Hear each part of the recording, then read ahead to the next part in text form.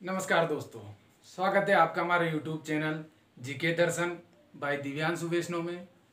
आज हम जिस टॉपिक के बारे में बात करने जा रहे हैं वो एग्जाम की दृष्टि से अति महत्वपूर्ण टॉपिक है। प्रत्येक एग्जाम, चाहे वो केंद्र लेवल का हो या राजस्थान आरपीएससी का हो या राजस्थान का कोई भी अन्य एग्जाम हो, उसमें उस टॉपिक से रिलेटिव क्वेश्चन हमेशा पूछे जाते हैं। हम पिछले वीडियो में दुर्गादी के बारे में पढ़ चुके हैं। आज हम जिस टॉपिक की बात करने जा रहे हैं वो है दिल्ली सल्तनत। दिल्ली सल्तनत।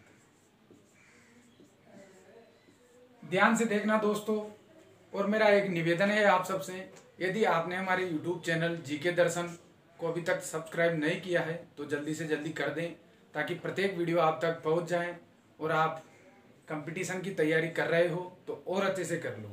मैं आशा करूंगा आपको एक एक चीज़ समझ में आए, आप उसे समझें। यदि कहीं कोई चीज़ समझ में ना आए या आपको कोई चीज़ पूछनी हो तो आप कमेंट बॉक्स में कमेंट करके भी पूछ सकते हैं। दिल्ली सल्तनत के बारे में आज हम बात करेंगे। इस दिल्ली सल्तनत पर जो है वो 5 राजवंशों का शासन रहा। 5 राजवंशों का शासन रहा।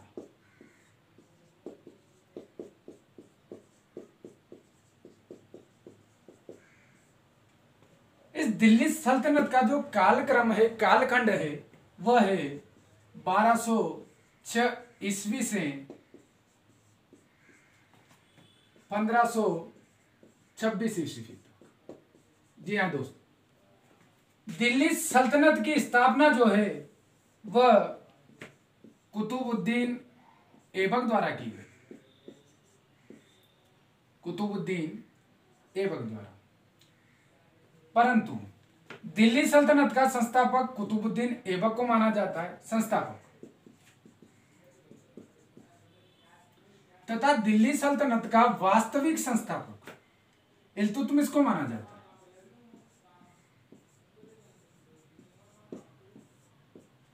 वास्तविक संस्थापक, दोनों में अंतर है।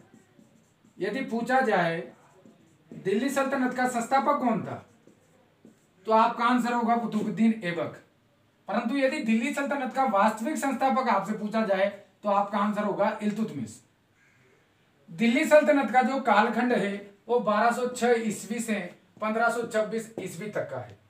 जी हाँ दोस्तों, 1216 ईस्वी में कुतुबुद्दीन ऐबक द्वारा दिल्ली सल्तनत की स्थापना कर दी गई थी। इस दिल्ली सल्तनत का जो कालखंड है वो 1206 ईस्वी से 1526 ईस्वी तक का है। 1526 में पानीपत का प्रथम युद्ध हुआ था। पानीपत का प्रथम युद्ध जो है वह जैनुद्दीन मोहम्मद बाबर तथा लोधी वंश के अंतिम शासक इब्राहिम लोधी के मध्य हुआ था। बाबर व इब्राहिम लोधी के मध्य हुए पानीपत के प्रथम युद्ध में बाबर विजयी हुआ तथा इसी के साथ दिल्ली सल्तनत का अंत हो गया 1526 ईस्वी में। दिल्ली सल्तनत पर 5 राजवंशों का शासन रहा। इन 5 राजवंशों के बारे में मैं एक साथ आपको बता देता हूं, आप उन्हें नोट कर लें और अच्छे से याद कर लें। कई बार एग्जाम में इन वंशों का जो शासन काल है वो पूछ लिया जाता है। आप अच्छे से पढ़ें, नोट कर लें, इन्हें लिख लें और अच्छे से कंठस्थ याद कर लें। 5 राजवंशों का शासन जो है दिल्ली सल्तनत पर रहा। प्रथम राजवंश जो था वो था गुलाम वंश, जिसके बारे में आज हम चर्चा करेंगे, पढ़ेंगे। गुलाम वंश। दूसरा जो राजवंश था वो था खिलजी वंश।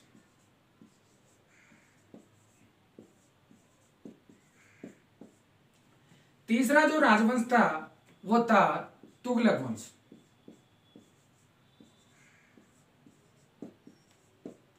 चौथा जो राजवंश था दिल्ली सल्तनत का वो था सैयद वंश। और 5वां व अंतिम राजवंश दिल्ली सल्तनत का जो था वो था लोधी वंश। ये 5 राजवंश थे जिन्होंने दिल्ली सल्तनत पर राज किया था। प्रथम जो वंश था वो था गुलाम वंश। गुलाम वंश का जो संस्थापक था वो था कुतुबुद्दीन ऐबक।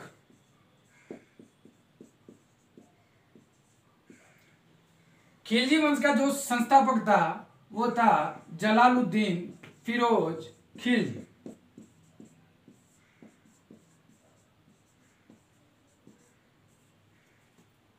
तुगलक वंश का जो संस्थापक था वो था गयासुद्दीन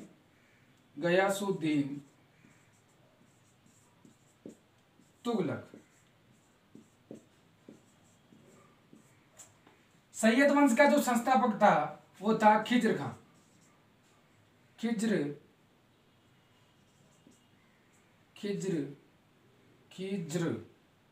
खां।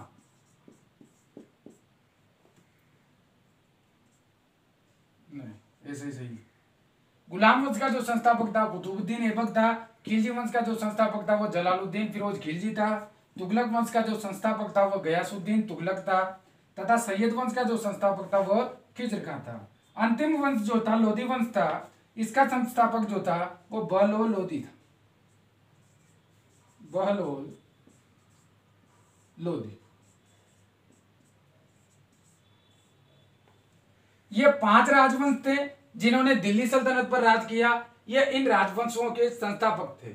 मैं कालखंड भी इनका लिख देता हूं, कालक्रम भी इनका लिख देता हूं, किस वर्ष से किस वर्ष तक के मध्य इन वंशों ने राज किया।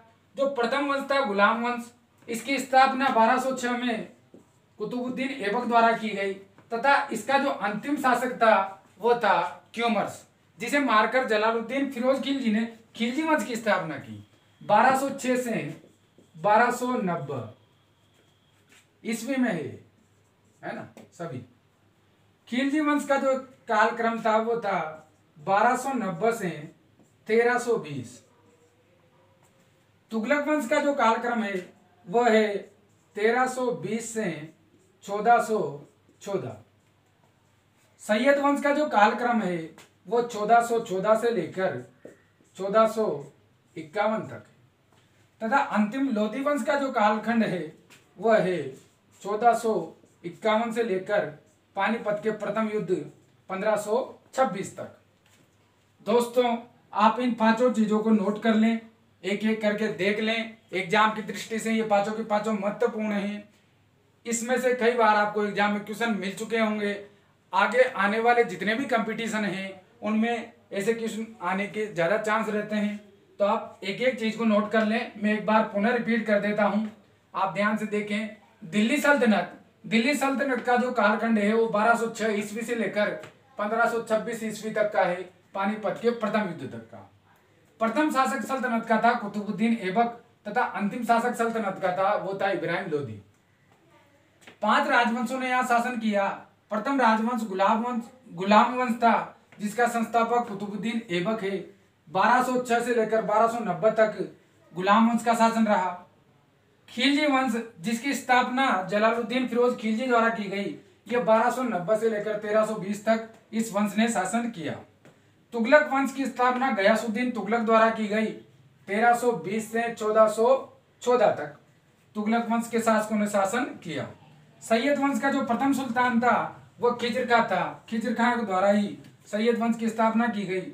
1414 से 1451 ईस्वी तक, सभी सन ईस्वी में हुए, 1414 से 1451 ईस्वी तक सैयद वंश का शासन रहा। जो अंतिम दिल्ली सल्तनत का जो अंतिम वंश था वो लोधी वंश था। बहलोल लोधी द्वारा इसकी स्थापना की गई 1451 से 1526 ईस्वी, पानीपत के प्रथम युद्ध तक लोधी वंश का शासन भारत पर रहा, दिल्ली की सल्तनत पर रहा। यह था दिल्ली सल्तनत का कालखंड, शासकों के नाम, वंशों के नाम। इस वीडियो में आज हम गुलाम वंश के बारे में पढ़ेंगे और प्रत्येक वंश के बारे में अलग अलग पार्ट में आपको ये वीडियो मिल जाएंगे। तो आइए देखते हैं गुलाम वंश के बारे में। गुलाम वंश के जितने भी शासक हुए उन सबके बारे में एक एक करके चर्चा करेंगे। यदि आपने अब तक हमारे YouTube चैनल जीके दर्शन बाय दिव्यांश वैष्णव को सब्सक्राइब नहीं किया है तो आप जल्दी से जल्दी कर दें, बेल आइकन पर भी क्लिक कर दें ताकि प्रत्येक वीडियो की नोटिफिकेशन आपको प्राप्त हो सके। आज हम पढ़ेंगे गुलाम वंश के बारे में।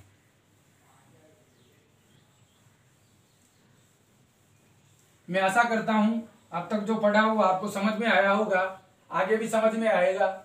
आप एक एक चीज को नोट कर लें आपको कहीं कोचिंग जाने की भी आवश्यकता नहीं पड़ेगी यदि आप अच्छे से पढ़ते रहेंगे तो।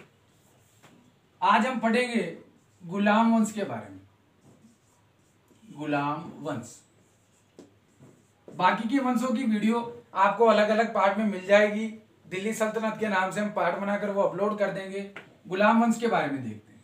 गुलाम वंश का जो कालखंड है वह 1206 से लेकर 1290 ईस्वी तक।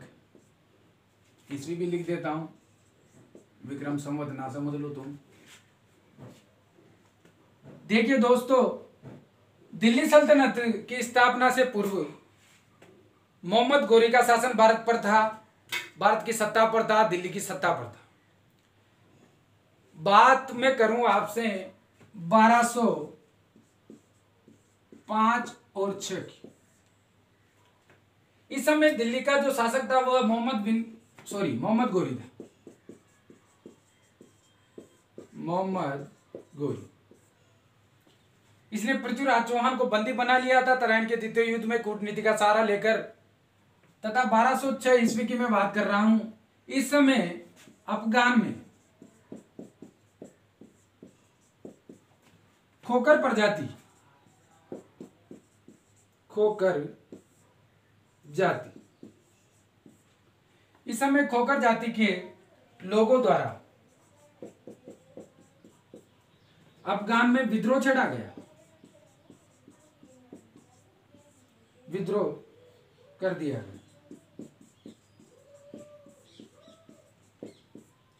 इसी विद्रोह को कुचलने के लिए जो मोहम्मद गोरी है वो अफगान चला गया। कहां चला गया? अफगान। जब अफगान जाएगा तो दिल्ली की जो राजगद्दी है उसे खाली छोड़कर तो जाएगा नहीं, किसी किसी को तो शासन व्यवस्था की बागडोर संभाल के छोड़ के जाएगा। जब मोहम्मद गोरी अफगान चला गया तो इसका एक वफादार गुलाम था जो तराइन के द्वितीय युद्ध में इसका सेना नायक था, उसका नाम था कुतुबुद्दीन ऐबक। कुतुबुद्दीन ऐबक। जब ये अफगान चला गया मोहम्मद गोरी खोकर जाति के लोगों का विद्रोह का दमन करने के लिए, तो यहां जो ये सत्ता छोड़कर गया था वो अपने वफादार गुलाम कुतुबुद्दीन ऐबक, जो तराइन के द्वितीय युद्ध में इसका सेना नायक था, उसको ये सत्ता सौंप कर अफगान चला गया। 1206 में अफगान में ही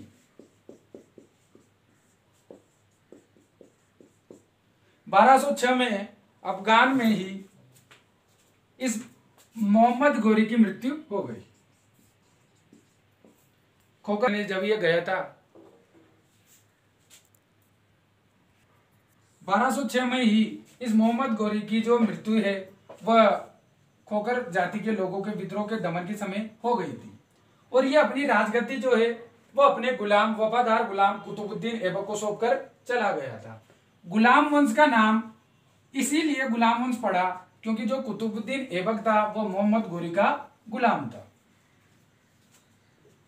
अब जब मोहम्मद गोरी की मृत्यु हो चुकी है और गुलाम वंश की भागडोर दिल्ली सल्तनत, दिल्ली की सत्ता की जो भागडोर है वह कुतुबुद्दीन ऐबक के हाथों में आ चुकी। अब हम बात करेंगे कुतुबुद्दीन ऐबक की। कुतुबुद्दीन ऐबक, ये कुतुबुद्दीन ऐबक जो है यह मोहम्मद गोरी का वफादार गुलाम था। तराइन के द्वितीय युद्ध में यह मोहम्मद गोरी का सेना नायक था। इसी के कारण जब ये मोहम्मद गोरी अफगान गया तो यहाँ की जो सत्ता है उसको कुतुबुद्दीन ऐबक के हाथों में छोड़ गया। यह गुलाम था इसीलिए इसने अपने वंश का नाम भी गुलाम वंश रख दिया। इसका जो शासन काल है वो 1206 से लेकर 1210 तक का, 1206 ईस्वी से लेकर 1210 ईस्वी तक का। कुतुबुद्दीन का 1206 से लेकर 1210 तक दिल्ली का सुल्तान रहा। इसने जो जो कार्य किए, जो महान कार्य इसने किए या जो भी कार्य इसने किए, मैं एक एक करके आपको बता देता हूं, ज्यादा मान तो ये था नहीं। कुरान का सस्वर वाचन करता था। कुरान का ज्ञाता था ये, कुरान का सस्वर वाचन करता था, सस्वर वाचन करता था तथा ये लाखों का दान करता था।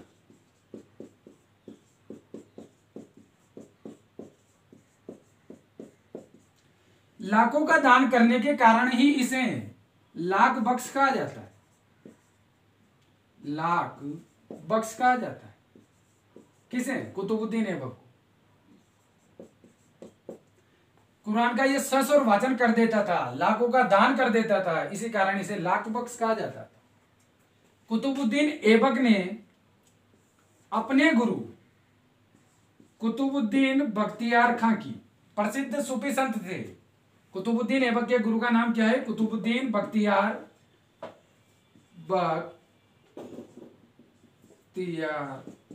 खां की। कुतुबुद्दीन ऐबक द्वारा अपने सूफी संत गुरु कुतुबुद्दीन बख्तियार खां की स्मृति में इसने कुतुब मीनार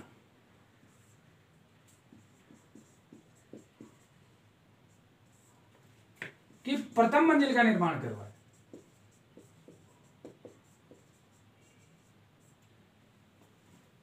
कुतुबुद्दीन ऐबक द्वारा कुतुबुद्दीन बख्तियार खां की स्मृति में कुतुब मीनार की प्रथम मंजिल का निर्माण करवाया, जिसे कालांतर में इल्तुतमिश द्वारा पूर्ण करवाया गया, जिसे भी कालांतर में फिरोज तुगलक द्वारा पूर्ण करवाया गया, वो आगे हम पढ़ लेंगे।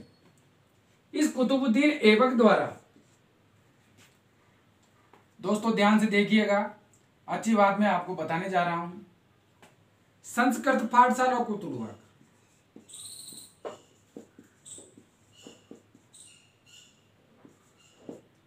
संस्कृत पाठशाला को तुड़वाकर किसने? कुतुबुद्दीन ऐबक ने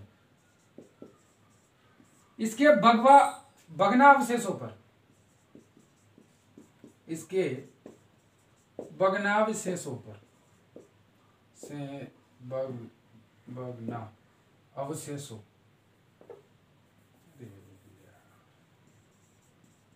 भग्ना अवशेषों पर संस्कृत पाठशाला को तुड़वाकर कुतुबुद्दीन ऐबक ने इसके भग्नावशेषों के ऊपर एक मस्जिद का निर्माण करवाया। संस्कृत पाठशाला को तुड़वाकर इसने इसके भग्नावशेषों पर राजस्थान की बहुत ही महत्वपूर्ण क्वेश्चन, राजस्थान की प्रथम इस्लामिक मस्जिद का निर्माण करवाया।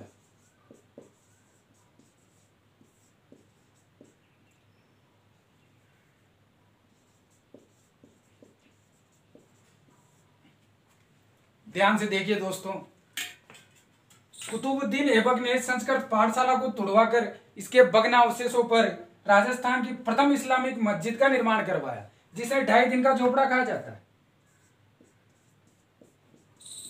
2.5 दिन का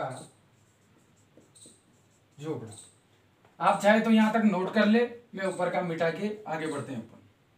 यहां तक देखिए पहले आप, कुतुबुद्दीन ऐबक को कुरान का सस्वर वाचन करने के कारण तथा लाखों का दान करने के कारण लाख बख्श के नाम से भी जाना जाता है।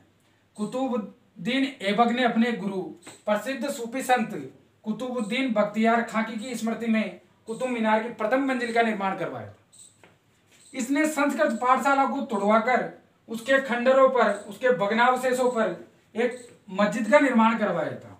यह राजस्थान की प्रथम इस्लामिक मस्जिद थी, जिसे आप 2.5 दिन के झोपड़े के नाम से जानते हो। आगे देखो, यहां तक नोट कर लेना, याद कर लेना।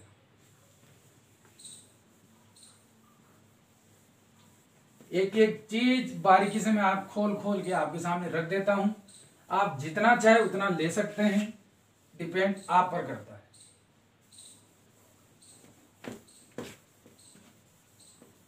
चैनल को सब्सक्राइब कर दें। अब तो आपको पता चल गया होगा, आपको जितनी भी जानकारियां मिलेगी वो बिल्कुल सही मिलेगी और जो आपको कंपटीशन में बहुत मदद करेगी। पहले मैं बात करता हूं संस्कृत पाठशाला की, जिसे तुड़वाकर 2.5 दिन के झोपड़े का निर्माण करवाया गया था। राजस्थान की प्रथम इस्लामिक मस्जिद का निर्माण करवाया गया था। इस संस्कृत पाठशाला का निर्माण जो है वह विग्रहराज चतुर्थ द्वारा, विग्रहराज चतुर्थ द्वारा, जिसे विसल देव भी कहा जाता है। इस विसल देव को कवि बांधव व कटिबांधु संस्कृत पाठशाला का निर्माण जो है वो विग्रहराज चतुर्थ, जिसे विसल देव भी कहा जाता है, जिसे कवि बांधव की उपाधि प्राप्त है, जिसे कटिबंधु कहा जाता है, ने करवाया था। इसी संस्कृत पाठशाला को कुतुबुद्दीन ऐबक ने तुड़वाकर इस राजस्थान की प्रथम इस्लामिक मस्जिद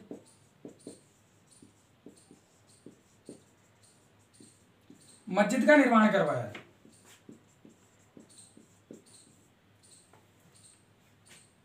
इस इस्लामिक मस्जिद में जो है वह पीर पंजाब शाह की मजार स्थित है।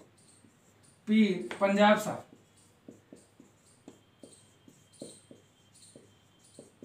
एक एक करके आपके सामने नई नई जानकारी आएगी।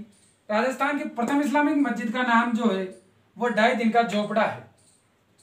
इस मस्जिद में पीर पंजाब शाह की मजार स्थित है और यहां पर प्रतिवर्ष पीर पंजाब शाह की जो मजार है उसमें प्रतिवर्ष रजब माह में, इस्लामिक कैलेंडर के रजब माह में 2.5 दिन का हुर्स लगता है। बहुत ही महत्वपूर्ण फैक्ट, 2.5 दिन का हुर्स लगता है। दोस्तों देखो, संस्कृत पाठशाला जिसे विग्रहराज चतुर्थ द्वारा, विसल देव द्वारा, जिसे कवि बांधव कहा जाता है, कटिबंधु कहा जाता है, ने करवाया था। संस्कृत पाठशाला का निर्माण विग्रहराज चतुर्थ ने सरस्वती मंदिर के नाम से करवाया था। एक और बात,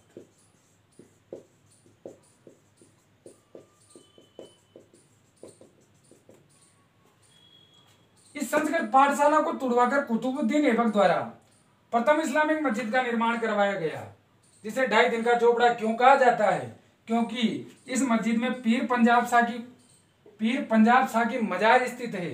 प्रतिवर्ष रजब माह में 2.5 दिन का उर्स लगता है, इसी कारण इसे 2.5 दिन का झोपड़ा कहा जाता है।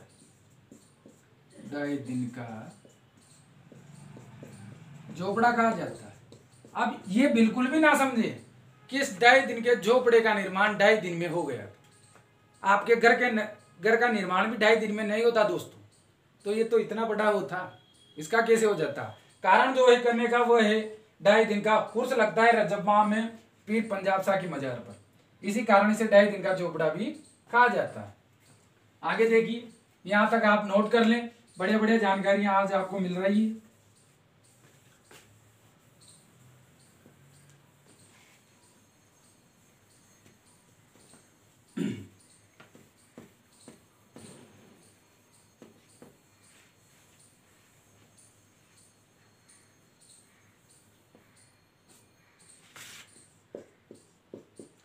ढाई दिन का अभी काम खत्म नहीं हुआ है झोपड़े, 2.5 दिन का झोपड़ा। इस 2.5 दिन के झोपड़े को राजस्थान का 16 खंबा महल भी कहा जाता है। 16 खंबा महल भी कहा जाता है।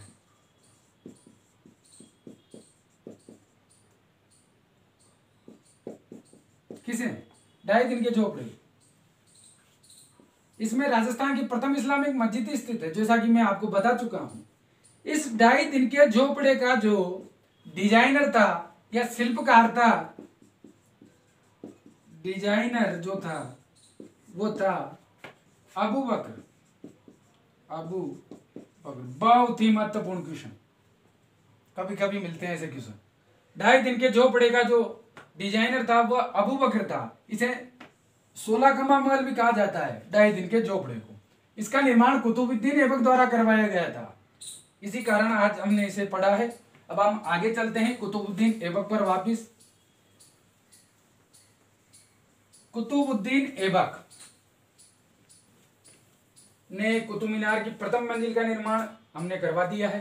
2.5 दिन का झोपड़ा है जो इसने बना दिया है। इसने राजस्थान की भारत की प्रथम इस्लामिक मस्जिद कुव्वत उल इस्लाम का निर्माण भी करवाया था। अभी नहीं, पहले जब ये मोहम्मद गोरी का गुलाम हुआ करता था, उसके आदेशों पर कार्य किया करता था। इस कुतुबुद्दीन ऐबक के दरबार में, इसके दरबार में हसन निजामी को संरक्षण प्राप्त था। हसन निजामी कुतुबुद्दीन ऐबक का ही दरबारी था। इस हसन निजामी की एक प्रसिद्ध रचना है ताज उस माहिर। कई बार देखा होगा आपने, हसन निजामी की जो प्रसिद्ध रचना है वो है ताज उस माहिर। ये हसन निजामी जो है वो कुतुबुद्दीन ऐबक का दरबारी था, इसको संरक्षण प्राप्त था। कुतुबुद्दीन ऐबक की जो मृत्यु है, आपने कई बार देखा होगा, वो चौगान या पोलो खेलते समय इस कुतुबुद्दीन ऐबक की जो मृत्यु है वो चौगान पोलो खेलते समय हो गई थी। कब हुई थी? 1210 ईस्वी।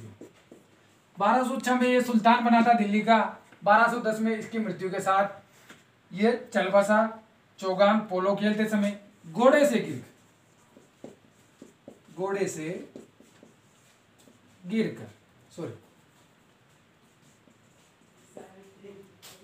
एक और महत्वपूर्ण बात मैं बता दूं आपको, कुतुबुद्दीन ऐबक ने जो दिल्ली सल्तनत की राजधानी थी वो लाहौर को बनाया था। इसने जो राजधानी बनाई थी दिल्ली सल्तनत की राजधानी, ये रह गया था दोस्तों, राजधानी जो है वो लाहौर को बनाई। यदि क्वेश्चन आ जाए दिल्ली सल्तनत की प्रथम राजधानी क्या थी, वो थी लाहौर। किसने बनाई थी? कुतुबुद्दीन ऐबक ने। ये कुतुबुद्दीन ऐबक आपने पूरा पढ़ लिया है। गुलाम मोहन साहब पढ़ रहे हो, कुतुबुद्दीन ऐबक प्रथम जो शासक था गुलाम मोहन का, वो पढ़ लिया है अपन ने। और मैं आशा करता हूं ये आपको अच्छे से समझ में आ गया होगा। आप एक एक चीज को नोट कर लें, बढ़िया कंटेस्ट कर लें इन चीजों को, ताकि आने वाले एग्जाम में आपको कोई दिक्कत ना हो, कठिनाई ना हो। कुतुबुद्दीन ऐबक। एक थोड़ा रोचक तथ्य मैं आपको बताता चलूं, जो आपको कमी सुनने में मिला होगा या आपने पढ़ा ही ना हो अभी तक। कुतुबुद्दीन ऐबक की मृत्यु हो गई थी 1210 में। इसके बाद इल्तुतमिश बना था, परंतु ये बना था 1211। तो जो इसकी मृत्यु के बाद जो थोड़ा बहुत समय रहा था, लगभग 8 माह का, 6 से 8 माह का जो समय था, उस समय जो शासक था वो बना था आराम शाह।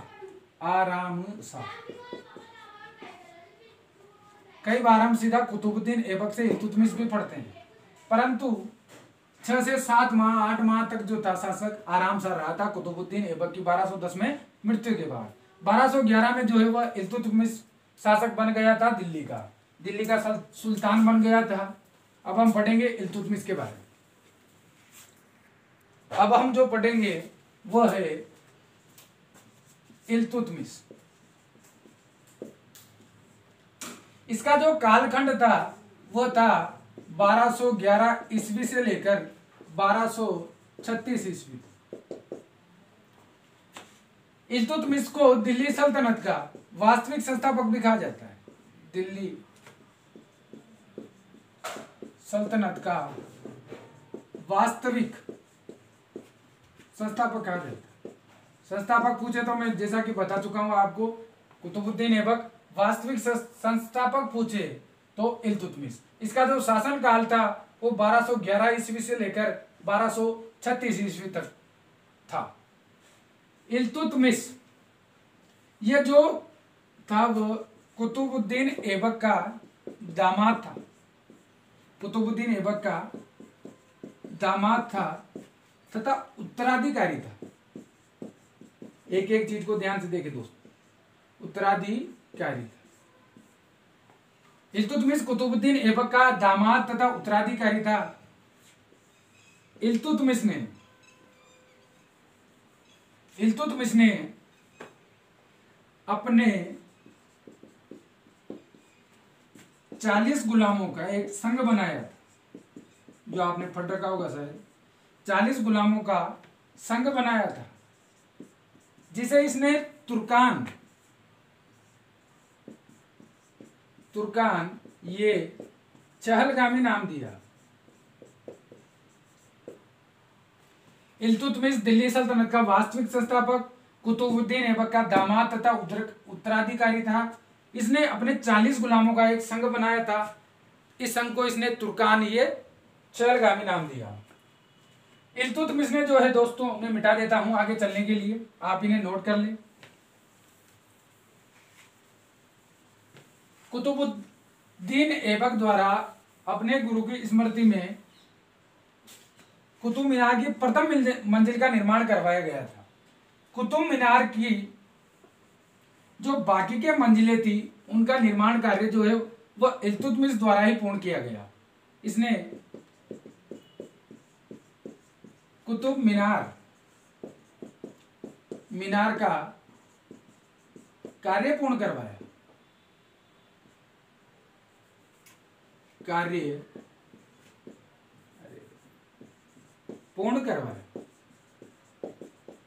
कुतुब मीनार की प्रथम मंजिल का निर्माण कुतुबुद्दीन ऐबक द्वारा करवा दिया गया था। इसने कुतुब मीनार का कार्य पूर्ण करवाया तथा उसे 4 मंजिला कर दिया। 4 मंजिला कर दिया। 3 मंजिलों का निर्माण इसने करवाया। कालांतर में बिजली गिर जाने के कारण कुतुब मीनार की ऊपर की मंजिल नष्ट हो गई। बिजली गिर जाने के कारण ऊपर की एक मंजिल नष्ट हो गई।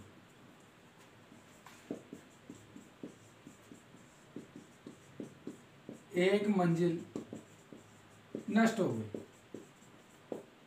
कालांतर में आगे चलकर जब तुगलक वंश का शासन आया, तो एक शासक था फिरोज तुगलक। इस फिरोज तुगलक द्वारा कुतुब मीनार पर 2 अतिरिक्त मंजिलों का निर्माण करवाया गया। फिरोज तुगलक ने कुतुब मीनार पर 2 मंजिलों का निर्माण करवाया।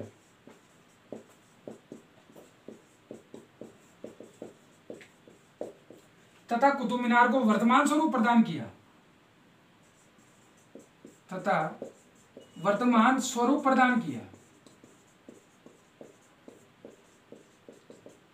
यदि क्वेश्चन आ जाए एग्जाम में, कुतुब मीनार का जो वर्तमान स्वरूप है वह किसने पूर्ण करवाया या किसने करवाया, तो आपका आंसर होगा फिरोज तुगलक। कुतुब मीनार की प्रथम मंजिल का निर्माण कुतुबुद्दीन ऐबक द्वारा करवाया गया था। कुतुब मीनार की शेष 3 मंजिलों का निर्माण उसके बाद इल्तुतमिश ने करवाया। इसे 4 मंजिल का निर्माण जो है वह कुतुब मीनार का इल्तुतमिश ने करवा दिया था। कालांतर में बिजली गिर गई थी, एक मंजिल ध्वस्त हो गई थी। कालांतर में आगे चलकर फिरोज शाह तुगलक द्वारा 2 अतिरिक्त मंजिलों का निर्माण करवाकर 5 मंजिला वर्तमान स्वरूप प्रदान किया गया था। ऊंचाई आपने देख ली 72.5 मीटर है। सीढ़ियां इसमें 379 बनी हुई है। कुतुब मीनार का डिजाइनर या शिल्पकार जो है वो जैकब है। अब हम आगे बढ़ते हैं इल्तुतमिश के सफर के बारे में, क्या क्या इसने किया। रास्ते में कुतुब मीनार मिली, इसको अपन ने ले लिया है, उठा के साथ अपने रख लिया है। अब क्वेश्चन कोई सा भी आ जाए, हम आसानी से उसे हल कर देंगे। यह दामाद था इल्तुतमिश, कुतुबुद्दीन ऐबक का उत्तराधिकारी था। चहलगामी की इसने स्थापना कर दी थी, 40 गुलामों का दल बना लिया था। इस इल्तुतमिश ने 1223 ईस्वी में मालवा पर आक्रमण किया।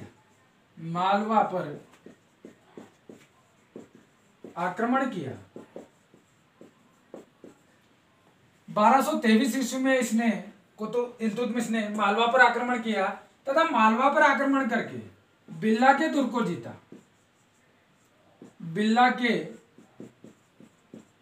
जीता। इस इल्तुतमिश ने 1226 ईस्वी में रणथंभौर पर भी आक्रमण किया।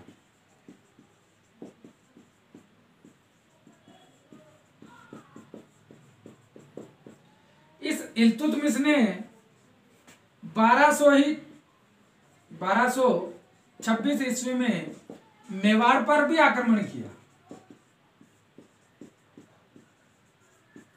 बहुत ही महत्वपूर्ण बात है, आक्रमण किया। महत्वपूर्ण किस वजह से है? 1226 ईस्वी में इल्तुतमिश ने मेवाड़ पर आक्रमण किया। दिल्ली सल्तनत की तरफ से यह मेवाड़ पर प्रथम आक्रमण था।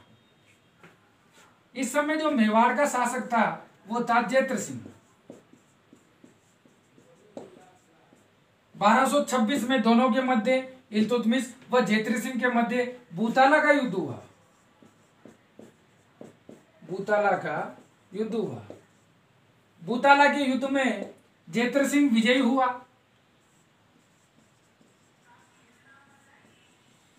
तथा इल्तुतमिश को पराजय हाथ लगी। ये अपने मंसूबे में कामयाब नहीं हो पाया, ये मेवाड़ को नहीं जीत पाया। यह जैत्र सिंह वही है जिसने चित्तौड़ को मेवाड़ की राजधानी बनाया। चित्तौड़ को मेवाड़ की राजधानी बनाया। कई बार पूछ लेता है कंपटीशन में, चित्तौड़ को मेवाड़ की राजधानी किसने बनाया? जैत्र सिंह ने। इल्तुतमिश ने 1226 ईस्वी में मेवाड़ पर आक्रमण किया। यह दिल्ली सल्तनत की तरफ से मेवाड़ पर होने वाला पहला आक्रमण था जो असफल रहा। जैत्र सिंह ने इसे असफल कर दिया। बूताला का युद्ध हुआ, उसमें इस युद्ध में, बूताला के युद्ध में इल्तुतमिश पराजित हुआ। आगे बढ़ते हैं दोस्तों। इल्तुतमिश चल रहा है, आप इन चीजों को नोट कर लें, मेरे मिटाने से पहले ही नोट करके याद कर लें, कंठस्थ कर लें बढ़िया, ताकि कोई सा भी क्वेश्चन एग्जाम में आए आप आसानी से उसे हल कर दें चुटकियों में। इल्तुतमिश की जो मृत्यु है वो 1236 ईस्वी में हो गई, मृत्यु हो गई। इसकी मृत्यु के बाद कुछ समय के लिए 1236 ईस्वी में ही रुकुद्दीन फिरोज शाह शासक बना। कुछ समय के लिए, मैं जो कर रहा हूं ध्यान दे आप। इल्तुतमिश के बाद सीधा अपन रजिया सुल्तान पढ़ेंगे। रजिया सुल्तान,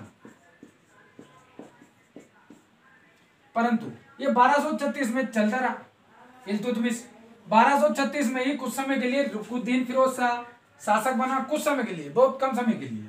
इसकी हत्या के बाद रजिया सुल्तान बनी। कौन बनी? रजिया सुल्तान। अब हम रजिया सुल्तान को भी देख लेते हैं क्या है। इल्तुतमिश आपके पूरा हुआ। यदि यहां से कोई क्वेश्चन बनता है तो आप 100% उसे आसानी से हल कर दोगे। एक एक चीज को ध्यान से देखते रहें। गुलाम वंश अपन पढ़ रहे हैं। गुलाम वंश के दोनों शासक अपन ने पढ़ लिए हैं जो महत्वपूर्ण थे बहुत ज्यादा। जो इन्होंने बनवाया था, युद्ध किए थे, वो सब अपन ने पढ़ लिए हैं। अब जो इल्तुतमिश के बाद रुकुद्दीन फिरोज शाह बना कुछ समय के लिए, उसकी हत्या हो गई। हत्या के बाद रजिया सुल्तान बनी। रजिया सुल्तान। रजिया जो है ये 1236 में सुल्तान बनी तथा 1240 तक रही। रजिया सुल्तान का जो कार्यकाल था वो कितना था? 1236 से लेकर 1240 तक का। यह रजिया जो है इल्तुतमिश की पुत्री थी। इल्तुतमिश की पुत्री थी। यह रजिया जब सुल्तान बन गई 1236 ईस्वी में, तो इसने बुर्का पहनना छोड़ दिया, जनाना पोशाक पहनना छोड़ दिया तथा ये मर्दों की भांति कपड़े पहनकर दरबार लगाने लगी। खुलेआम दरबार लगाने लगी। जनाना पोशाक छोड़कर, जनाना पोशाक छोड़कर दरबार लगाने लगी।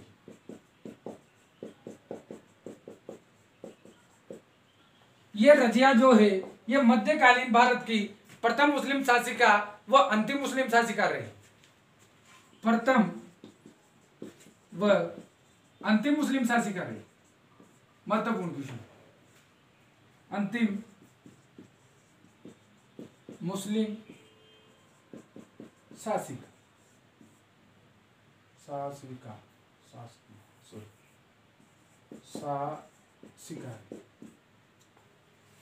रजिया सुल्तान 1236 में दिल्ली सल्तनत की सुल्तान बनी। इल्तुतमिश की पुत्री थी। इल्तुतमिश ने ही इसे अपना उत्तराधिकारी घोषित किया था। उत्तराधिकारी घोषित किया था। ये जनाना पोशाक को छोड़कर दरबार लगाने लगी। ये जो थी राजस्थान की भारत की जो है प्रथम व अंतिम मुस्लिम शासिका बनी। इल्तुतमिश ने अल्तुनिया से विवाह किया तथा अल्तुनिया व रजिया की हत्या। रजिया देखिए दोस्तों, रजिया ने अल्तुनिया से विवाह किया। अल्तुनिया और रजिया इन दोनों की हत्या हुई। हत्या कब हुई? इन दोनों की हत्या 12 अक्टूबर 1240 को हुई। कहाँ हुई? खेतल। महत्वपूर्ण क्वेश्चन कभी कभी मिलता है। इल्तुनिया जो रजिया का पति था, इन दोनों की हत्या जो है 12 अक्टूबर 1240 को खेतल में, खेतल वर्तमान पंजाब में है, पंजाब में हुई। अल्तुनिया व रजिया की हत्या 12 अक्टूबर 1240 को खेतल में हुई, वर्तमान पंजाब में ये है। तो ये थी अपनी रजिया सुल्तान जो 1236 से 1240 तक सुल्तान रही। आप एक एक चीज को नोट कर लें, याद कर लें। आगे बढ़ते हैं गुलाम वंश पे। थोड़ा बहुत शासन और बच रहा है इस वंश का, उसे समाप्त कर। रजिया सुल्तान के बाद 2 शासक और बने जिनका कार्यकाल जो था बहुत कम रहा। उनका नाम और शासनकाल में आपको बता देता हूं, कुछ विशेष है नहीं। रजिया के बाद जो है 1240 से लेकर 1242 तक बराम शाह शासक रहा, बराम शाह। तथा 1242 से लेकर 1246 तक मसूद शाह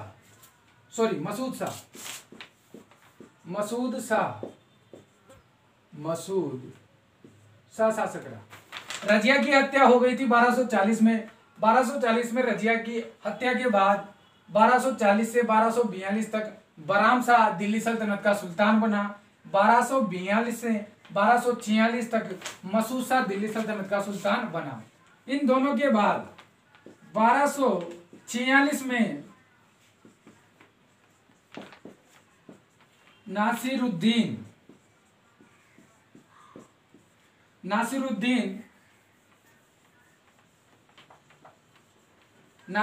शाह ये सुल्तान बना।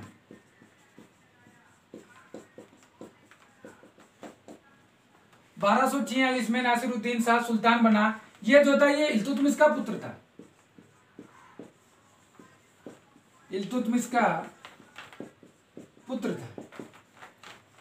इस नासिरुद्दीन शाह को इतिहास जगत में अपनी धार्मिक नीति के कारण 10 नासिरुद्दीन शाह जो 1246 में शासक बना, इसे अपनी धार्मिक नीति के कारण दरवेश राजा कहा जाता है। राजा कहा जाता है। महत्वपूर्ण क्वेश्चन यही निकाला क्या आता है यहाँ पर। 1246 में नासिरुद्दीन शाह सुल्तान बना दिल्ली सल्तनत का। इल्तुतमिश का ये पुत्र था। दरवेश राजा इसे कहा जाता है। किस कारण? अपनी धार्मिक नीति के कारण। अब हम आगे बढ़ते हैं। आप इन चीजों को नोट कर लें मेरे मिटाने से पहले। वीडियो को सब्सक्राइब करें, लाइक करें, शेयर करें, ताकि एक एक करके अच्छे अच्छे वीडियो हम आप तक पहुंचाते रहें। हमारा हौसला अफजाई करें, हमारे हौसले को बुलंद रखें, बढ़ाएं। यदि आपको वीडियो पसंद आए। 1246 से 1266 तक नासिरुद्दीन शाह सुल्तान रहा गुलाम वंश का, दिल्ली सल्तनत का। नासिरुद्दीन शाह। देखिए दोस्तों, इसके बाद 1266 में नासिरुद्दीन शाह की मृत्यु के बाद बलबन शासक बना। इसके बारे में थोड़ा बहुत है, वो पढ़ लेते हैं अपन।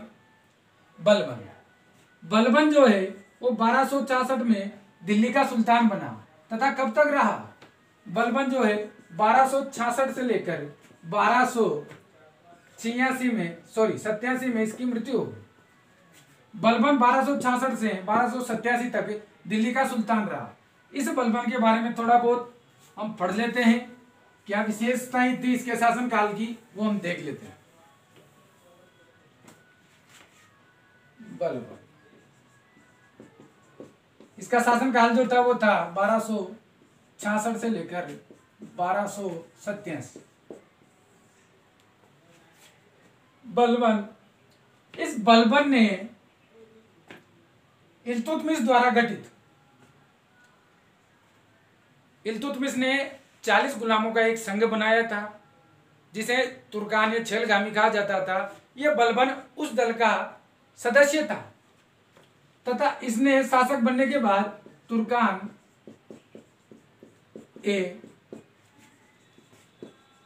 छेलगामी को भंग कर दिया, नष्ट कर दिया, भंग कर दिया तथा इसने मंगोलों का सामना करने के लिए, मंगोलों का सामना करने के लिए बलबन ने तुर्कान छेलगामी को भंग कर दिया तथा मंगोलों का सामना करने के लिए एक सैन्य विभाग दीवाने आरिज का गठन किया। दीवान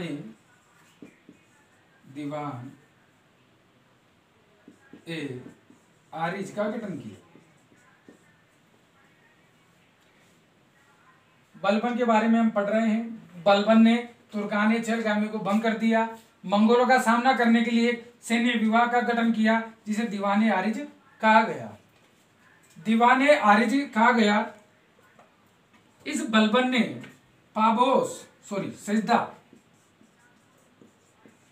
सिजदा व पाबोस का प्रचलन दरबार में किया। दरबार में सिजदा व पाबोस का प्रचलन किया। सिजदा मैं बता दूं आपको, सिजदा क्या होता है? घुटने के बल बैठा जाता है गुलामों को। सुल्तान के सामने गुलाम जो होते हैं, इनके जो कर्मचारी होते हैं, वह इनके सामने घुटनों के बल बैठ के इन्हें सलाम करते हैं। वो प्रथा जो है वो सिजदा कहलाती है। पाबोस में सुल्तान के सामने बैठकर उसके पैरों को चूमा जाता है, ये पाबोस होता है। इस बलबन ने ही पारसी त्योहार नौरोज का प्रारंभ किया। नौरोज का प्रारंभ किया।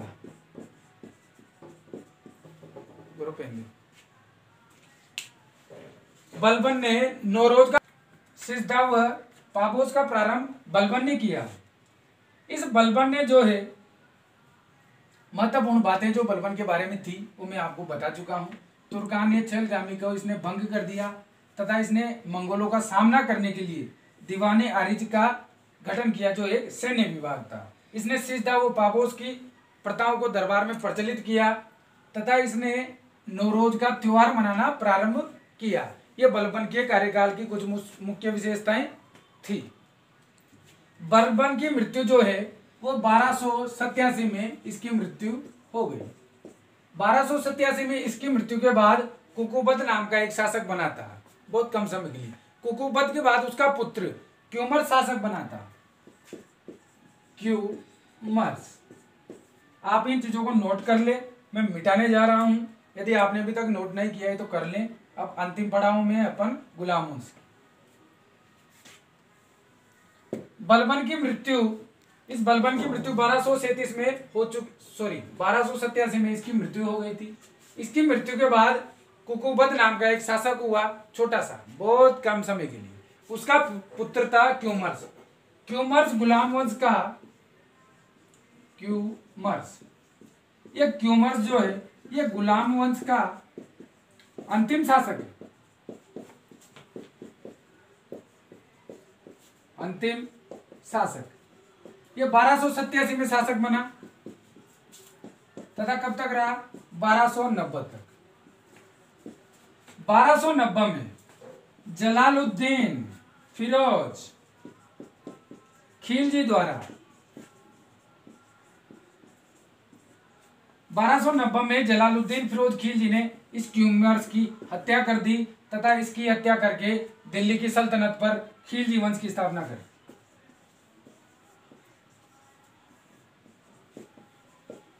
इसी के साथ गुलाम वंश का अंत हुआ, जिसकी स्थापना कुतुबुद्दीन ऐबक नामक गुलाम ने की थी तथा इस गुलाम वंश का अंतिम शासक जो है वह क्यूमर्स था। क्यूमर्स कई बार एग्जाम में पूछ लिया जाता है, गुलाम वंश का अंतिम शासक कौन था?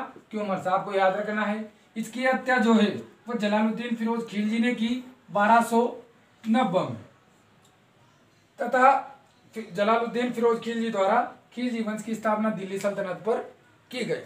दोस्तों, आज के वीडियो में हमने गुलाम वंश को पढ़ा। मुझे पता है वीडियो है थोड़ी लंबी बन चुकी है, आप इसे पूरा देखें। पूरा देखने के बाद मैं नहीं समझता गुलाम वंश से यदि कोई क्वेश्चन पुटअप होता है एग्जाम में तो इस टॉपिक से आपको क्वेश्चन 100% मिलेगा। आप ध्यान से इस वीडियो को एक एक चीज को देखें, एक एक बिंदु को नोट करें, कॉपी में लिख लें और कंठस्थ याद कर लें। आप 100% गुलाम वंश से जो भी क्वेश्चन आएगा उसे आसानी से हल कर देंगे। हम दिल्ली सल्तनत को पढ़ रहे थे, दिल्ली सल्तनत का जो पहला वंश था गुलाम वंश था, इसको आज हमने पूरा कर लिया है। आगे आने वाले जो वंश हैं दिल्ली सल्तनत के, एक एक पार्ट करके उन वीडियो को हम आप तक पहुंचा देंगे। दोस्तों, यदि आपने अब तक हमारे YouTube चैनल जीके दर्शन बाय दिव्यांशु वैष्णव को सब्सक्राइब नहीं किया है तो प्लीज़ आप सब्सक्राइब कर दें ताकि हम आप तक वीडियो को पहुंचाते रहें। धन्यवाद।